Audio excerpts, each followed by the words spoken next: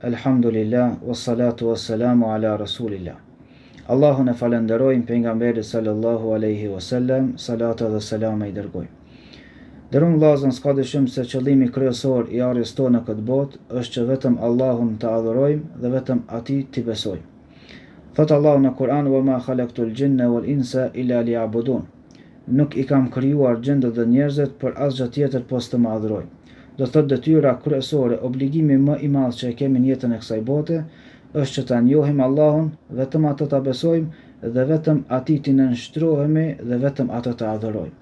Mirë, po në jetën e kësaj bote ekzistojnë rreziqe të shumta, të cilat mund të na rrënojnë këtë besim ose mund të na shkatërrojnë këtë adhurim, që llogaritet vepra më e madhe që mund ta bëjë njeriu në jetën e kësaj bote. Pra, në qoftë se njeriu nuk përkujdeset për besimin e tij, ka mundësi që punën e tij shumë vjeçare, që ka adhuruar Allahun 60 vjet, 70 vjet, me një fjalë goje që llogaritet prej shkatërrimtarëve të veprave të mira, ta shkatërroj krejt atë mund që e ka derë për 60 vite apo për 70 vite, dhe mund të del para Allahut me dorë zbrasta. Për këtë arsye është shumë e rëndësishme të madhe që ne të njoftohemi dhe të mësojmë se kush llogaritet prej shkatërrimtarëve të punëve tona në mënyrë që të ruhemi prej tyre. Andaj kjo i bëri dietar që të shkruajnë vepra, libra të veçanta për këtë, me të vetmin qëllim që të na lehtësojë neve rrugën se si të mësojmë këto vepra dhe të ruhemi prej tyre dhe distancohemi prej tyre. Andaj kjo ishte, në qoftë se lexojmë Kur'anin, ishte edhe derti, brenga kryesore edhe e pejgamberëve. Shikoni fjalët e Jusufit alayhis salam: "Tawaffani musliman wa alhiqni bis salihin."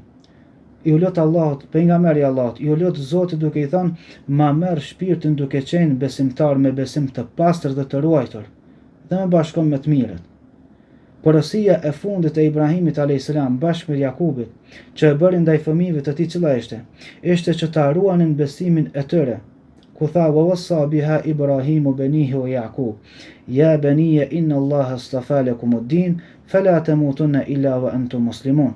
Por kujto kur Ibrahimi bashkë me Jakubin i porositën fëmijët e tyre me një porosi madhështore. Cila ishte kjo? Allahu e ka porosgjedh fen islame për juve, prandaj mos vdesni ndryshe përveç se duke qenë besimtar me besim të pastër dhe të ruajtur.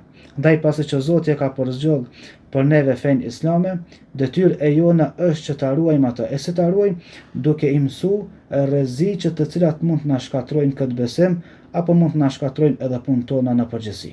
Prandaj sot inshallah fillojmë me shkatërruesin e parë të veprave të mira, që llogaritet vepra më e keqe, më e ulët, krimi më i madh që mund ta bëjë njeriu në jetën e kësaj bote, e që është shirku. Shirku. Pejgamberi alayhis salatu wassalam një ditë ishte bashkë me Muadh ibn Jabelin në një kafshë, hipër bashkë. Shikoni edukatën e pejgamberit alayhis salatu wassalam, modestinë e tij, pejgamberi i Zotit, kryetar shteti, njeri me epitete dhe cilësi madhështore. Ishte i hipur në një kafshë bashkë me një djalosh të ri. Dhe po e pyet: "Ja Muadh, o Muadh, e tedri ma haqqullahi ala al-ibad wa ma haqqul ibadi ala Allah?" O Muadh, e di se cili është obligimi i Allahut ndaj krijesave, cila është detyra e Allahut ndaj krijesave dhe cila është detyra e krijesave ndaj Allahut? Pra çfarë obligimi ka Allahu ndaj krijesave dhe cili është obligimi i krijesave ndaj Allahut? Çka tha Muadhi?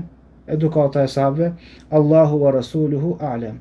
Allahu dhe pejgamberi i tij e dinë më së miri, nuk kam njohuri rreth kësaj çështje. Tha: "Fa inna haqqul ibadi ala Allah an ya'buduhu wa la yushriku bihi shay'a." Detyra e njerëzve ndaj Allahut është që vetëm atë të adhurojnë dhe të mos i bëjnë shirk Zotit në adhurim. Pa kjo është detyra kryesore që e kanë robërit ndaj krijuesit. E çfarë detyre ka bë krijuesi? Ja ka bërë detyrë vetës, jo pse njerëzit ja kanë bërë.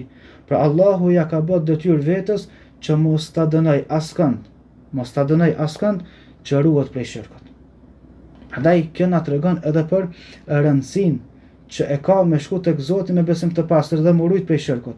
Por nga ana tjetër na tregon edhe për rrezikun e shirkut. Thot Allahu në një hadith kutsi: "Ya ibn Adam, law ataytani bi qurabil ardi khataya thumma laqitani la tushriku bi shay'a la ataytuka bi qurabiha maghfiratan." O biri Ademit, o njeri, në qoftë se më vjen në ditën e gjykimit me gjunahe sa toka, mirë po i rujt prej shirkut, ka me tarë me po aq falje. Pra, sa do që të kesh gjunahe të mëdha, sa do që të kesh mangësi në veprat e mira, në qovë se i rujt prej shirkut, shpresohet të Zoti për falje. Prandaj, mësoni këtë rregull në mënyrë që ta mësoni dhe ta analizoni rrezikun e shirkut. Njeriu më i keq në fytyrën e tokës, njeriu që ka bërë këqija të panumërta, mirë po është rujt prej shirkut. Pra nuk i ka bërë Allahut shirk. Për këtë njeri shpresohet nesër kur del para Allahut për falje dhe mëshirë. Ndërsa një njeri që ka bërë të mira të panumërta, bamirësi, respekt, çdo të mirë e ka bën jetën e kësaj bote, mirë po i ka bën Allahut shirk. Për këtë njeri nuk shpresohet nesër për falje. Do thotë njeriu më i keq që është ruajtur prej shirkut është më i mirë tek Zoti se sa njeriu më i mirë që na duket neve mirë po i ka shoqëruar Allahut shirk në adhurim. Pra ky është rreziku i shirkut.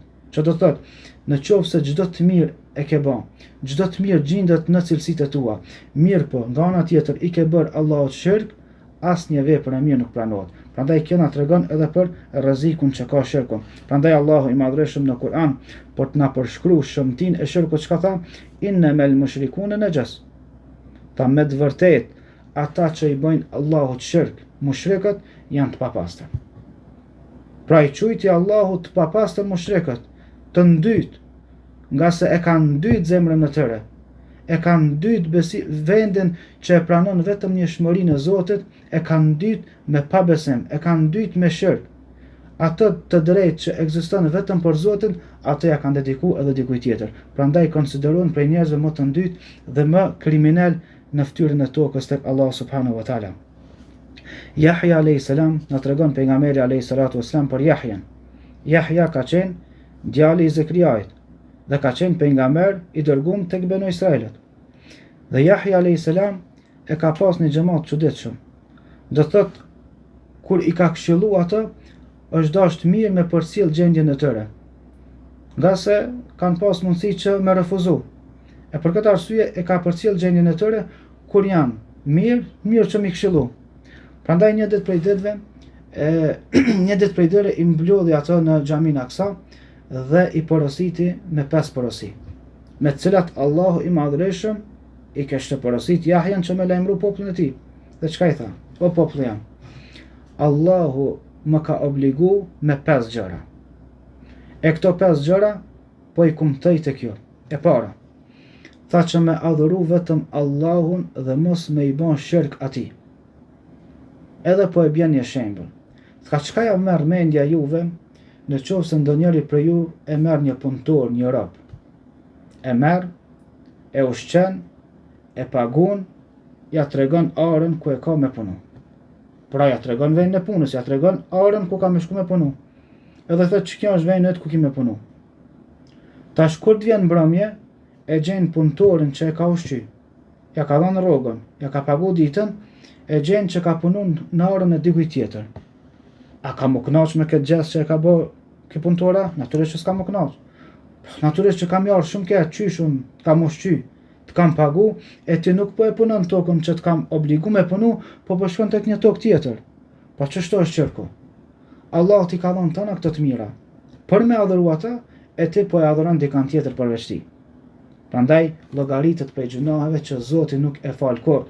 Inna Allaha la yaghfiru an yushraka bih wa yaghfiru ma duna dhalika liman yasha. Me të vërtetë Allahu kurrë nuk e fal shirkun. Pra kush vdes me shirk, Allahu kurrë nuk e fal. Mirë po sa është jetën e kësaj bote, në qoftë se pendohet me pendim të sinqert, Allahu e fal. Mirë po në qoftë se vdes duke mos u pendu prej shirkut, ky njeri do të jetë përgjithmonë në zjarrin e xhenemit, nga se nuk shpresohet do të falje për të. Kjo temë të cilën e kemi përzgjedhur me fol, e që është prej shkatrimtarët e veprave të mira, kjo temë është përgatitur për muslimanët me fol. Nuk është përgatitur as për krishterë, as për jehudi, as për ateist, as për askën tjetër. Është përgatitur vetëm për besimtarë. Nuk jam të fol për ateista, nga sa ateistat nuk njihen në Kur'an. Ateistat nuk njihen. Do thot një njeri që thot s'ka Zot, një njeri që e mohon krijuesin, pa u mbështet në asgjë, pra Kur'ani nuk merret me ta. Për këtë faraoni konsiderohet ateisti më i madh, në qoftë se e besojmë nga ajo çka thot njeriu. Nga se në zemrat e tyre edhe ateistat e dinë që ekziston Zoti. Edhe ata e dinë të vërtetën. Mirë po me gjuhët e tyre gënjejnë. Faraoni që llogaritet ateisti, po tham kushtimisht më i madh tyre në tokës, që tha nuk ka Zot, po unë jam Zot. Pa jo që e mohoj Zotin, po tha unë jam Zot, këtë drejt ja paraqiti vetës. Momentin kur jarë vdekja, momentin kur e pa se ka me vdek, çka bone? Tha po e besoj Zotin e Musait edhe të Harunit. Pra ai rata është men për Zotin. Pse ran men? Sa në vetveten e tij e ka ditë, por vetëm me fjalë nuk e ka pohu. Allah thot në Kur'an, çka thot për faraonin? Wajhadu biha wastayqanatha anfusuhum dhulman wa uluwa. Pra në vetveten e tij ka qenë i bindur për këtë gjona, për argumentet e Musait e që është pejgamber e që ka Zot, mirë po me gjuhët e tyre e ka mohu një gjatë të tillë. Prandaj këtë tema nuk shtërrim kohë, nuk harxojmë kohë me fol për ateista. Mirë po këtë tema jemi duke i fol për musliman të cilët e kanë besu Zotin dhe na dhimbsen në qoftë se puna e tyre 60 vjeçare, 70 vjeçare shkon hoq, vetëm se nuk i kanë njohur rreziqet që mund t'ia shkatrojnë besimin e tyre. Prandaj çka është shirku? Pra e pam që shirku qenë ka shumë i rrezikshëm. Gjunaji më i madh, krimi më i madh. Çka është shirku? Në aspektin gjuhësor, shirk do të thonë një lloj partneriteti. Do thotë shok, rival, të bësh një lloj partneriteti me dikën. Ndërsa në aspektin terminologjik islam do të thotë ta barazosh krijesën me Allahun. Ta barazosh krijesën me Allahun, ose ti japësh diçka krijesës që e meriton vetëm Allahu. Ti japësh diçka krijesës që e meriton vetëm Allahu. Ta marrim një shembull për ta kuptuar. Ta barazosh krijesën me Allahun qysh? Për shembull, çka ka më ndodhur në të ardhmen, kush e di? E din vetëm Allahu, apo? E në qoftë se ti pretendon se edhe magjistari, edhe filan personi e din të ardhmen, atëherë e ke barazu krijesën me Allahun, e ke bërë shirk. Ti japësh krijesës diçka që ka meriton vetëm Allahu, për shembull adhurimin. Therrja e qurbanit, për ka therrët? Vetëm për Zotin. E në qoftë se e therr për shejtan, për varr, për ata, për këta, atëherë i ke dhënë diçka krijesës çka është e veçantë vetëm për krijuesin. Atëherë edhe në këtë rast e ke bërë këtë gjuna të madh që llogaritet shirk e që nuk e fal Allahu asnjëherë. Do të thotë edhe një herë ta përsërisim. Shirk është ta barazosh krijesën me krijuesin apo ti japësh diçka krijesës çka është e veçantë vetëm për krijuesin. E këtë gjuna do të thotë nuk e fal Allahu subhanahu wa taala. Ndalemi tash pak dhe flasim rreth historikut të shirkut, se kur është përhapur shirku në tokë për herë të parë. Ne e dim se Ademi a.s. ka qenë njeriu i parë, dhe ai po ashtu ka qenë pejgamber, që i bie se ka pasur besim të pastër në Allah subhanahu wa taala. Pra, njeriu i parë dhe pasardhësit e tij në fillim kanë pasur besim të pastër në Zotin e krijuesin. Mirë po pastaj, siç thot Abdullah ibn Abbasi, pas 10 shekujve ka filluar të shfaqet shirku, ku Iblisi lanetullahi alej e ka fillu përhapjen e shirkut tek njerëzit përmes një metode shumë efikase, do thotë përmes respektimit të madhërimit të njerëzve të mirë. Që do thotë, kanë qenë disa njerëz të mirë, të cilët kur kanë vdek, Iblisi i ka bërë që njerëzit e tjerë ti përkujtojnë këta njerëz që kanë vdek, që kanë qenë të mirë, përmes krijimit të disa skulptura, në mënyrë që ti përkujtojnë. E kur ti përkujtoni këta, ju motivohen me bë punë të mira. Andaj ndërtoni skulptura në mënyrë që ti kujtoni, ti përkujtoni, e jo pastaj të motivojnë me bë punë të mira. E pastaj pas një kohe shkoni te këto njerëz, nga se këta kanë qenë njerëz dashur, e lutni Allahun përmes tyre që t'ju ndihmoj. E kështu me radhë derisa ka bë Iblisi alayhi lane që t'i fut njerëzit dhe t'i bëjnë shirk Allah subhanahu wa taala përmes madhërimit të njerëzve të mirë. Për këtë arsye këto emra që përmenden në Kur'an, Waddan wa Suwa'an wa Yaghutha wa Ya'uqa wa Nasra, thot Abdullah ibn Abbas se këto kanë qenë emra të njerëzve të mirë. Mirë po që pastaj shejtani i ka bërë të tjerët që ti bëjnë idhuj dhe puta dhe ti adhurojnë përveç Allah subhanahu wa taala. Cilat janë shkaqet e përhapjes së shirkut? Natyrisht ka shkaqe dhe arsye të shumta, mirë po i përmendim vetëm disa prej tyre. E para dhe kryesore e që e cekëm edhe pak më herët është madhërimi i krijesave. Do thotë shejtani përmes madhërimit të krijesave i bën njerëzit që me i bën shirk Allah subhanahu wa taala. Për këtë pejgamberi alayhis salam ka thënë la tatruni kama athrat an-nasara ibn Maryam innama ana abdun faqulu abdullahi wa rasuluhu. Do thotë pejgamberi alayhis salam ka thënë mos u madhroni, mos u lavdëroni aq shumë që shbanën krishterët me djalin e Meriemës Isajin alayhis salam, të cilën e banën Zot, i vendosën cilësitë Zotit. Thuni për mua që jam rob i Allahut dhe pejgamberi i tij, as gjë tjetër. Për këtë Kur'an një poet e pejgamberit alayhis salam edhe filloi me lavdëru pejgamberin alayhis salam, ishte duke ndëgju pejgamberi sallallahu alaihi wasallam nga së të kaluamën, në qoftë se dëshironte dikush me ta bëni ner shumë të madhe, nera më e madhe, nderimi më i madh ishte që me thurr vargje për ty. Për këtë në kaluamën edhe shpërblimet që i jepshin halefët atyre që i thurnin vargje ishin jashtëzakonisht të mëdha. Kur ardhi ky poet e pejgamberit alayhis salam dhe filloi me lavdëru dhe ndër tjera shta, në mesin ton është një pejgamber që e din atë që do ndodh nesër. Pejgamberi më njëherë nali. Thot nesër çka ndodh e din vetëm Allahu. Pra nalu më njëherë. Kjo nuk është cilësia ime, kjo është cilësi hynore, është cilësi e Zotit subhanahu wa taala. Pra përmes madhrimit të njerëzve, e që pejgamberi alayhis salam më njëherë i ka stopu mendimet e të tjerëve, më njëherë i ka ndal njerëzit kur e ka pa që po e madhërojnë, kur e ka pa që po e respektojnë përtej asaj që është e lejuar. Pastaj metoda tjetër është ignoranca. Pra shejtani bën që përmes ignorancës ta shfrytëzojë ignorancën e njerëzve për t'i bërë shirk Allah subhanahu wa taala përmes ëndrave. Për shembull kemi njerëz hallexhi, ndoshta që Zoti nuk i ka fal fëmijë. Dhe shejtani mundohet përmes ëndrave, bane filan veprën, tharra kët kurban, shko lutje Zotit te filan vorri, edhe Allah ka më të furnizuar me fëmijë. Dhe përmes kësaj metode padyshim duke shfrytzuar ignorancën e njerëzve, vjen edhe deri tek shirku. Po ashtu është edhe pasimi i zakoneve. Pasimi i zakoneve, traditave, pasimi i gjeneratave në mënyrë të verbër. Domethënë i gjeneratave para tyre që kanë qenë në mënyrë të verbër. Pra argumenti kryesor pse njerëzit nuk i pasonin pejgamberët ishte që thonin na kështu i kemi gjetë baballar ton, edhe kështu po vazhdojmë edhe ne. Pra kush jetë më me diçka të re? Kur baba jam, babgjyshi jam, pra të parët ton i kanë bërë këtë vepra, pse po vjen ti me diçka të re? Pra arsyeja pse kanë vazhduar njerëzit në shirk ka qenë pasimi i verbër i gjeneratave që kanë qenë para tyre.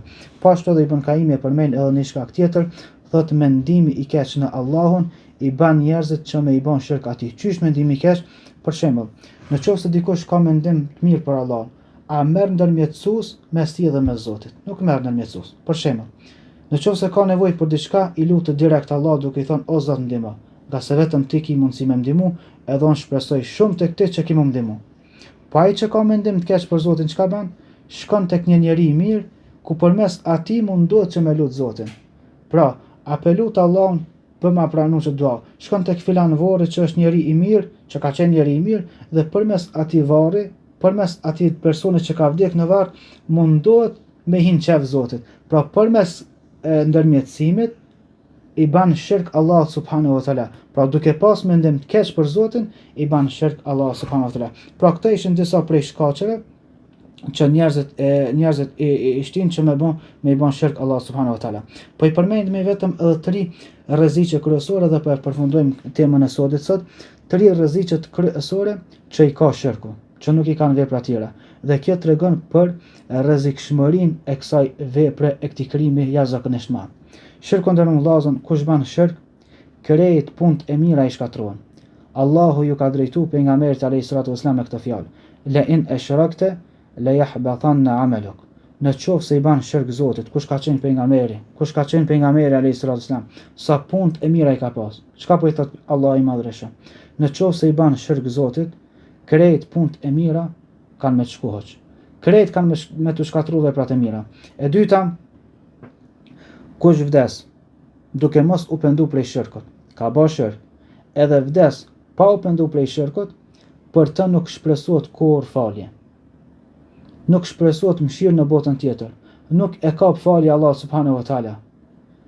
Të thot inna Allaha la yaghfiru an yushraka bih. Me të vërtet Allahu kurrë nuk e fal shirkun.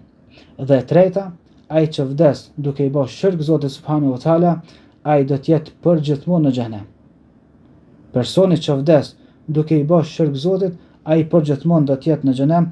Thot Allahu innehu men yushrik billah faqad harrama Allahu alayhi al-janna wa ma'wahu an-nar wa ma lidh-dhalimin min ansar. Kush vdes duke i bërë shirk Allah subhanahu wa taala, Allahu e ka bërë haram për të xhenetin. Kur nuk do ta shë me sy xhenetin, kur nuk ka me hin xhenet, vendi i tij është do të thot në xhenem dhe nuk ka ndihmëtar për zullumçarët. Pra zullumçar nga se zullumi më i madh është që ti me i bën shirk krijuesit tan kur ai ty të ka kriju. Pra këto ishin disa fjalë rreth shirkut. Ku elusme Allah në madhreshëm të na falë, në mëshiron, elusme Allah në madhreshëm që Allah të na ruan prej kësaj vepre të keqe, prej këtij krimi të madh dhe dalim para Allah subhanahu wa taala me tauhid të pastër, me besim të pastër dhe me vepra të pranuara. Subhanakallahumma wa bihamdik, ashhadu an la ilaha illa ant, astaghfiruka wa atubu ilayk.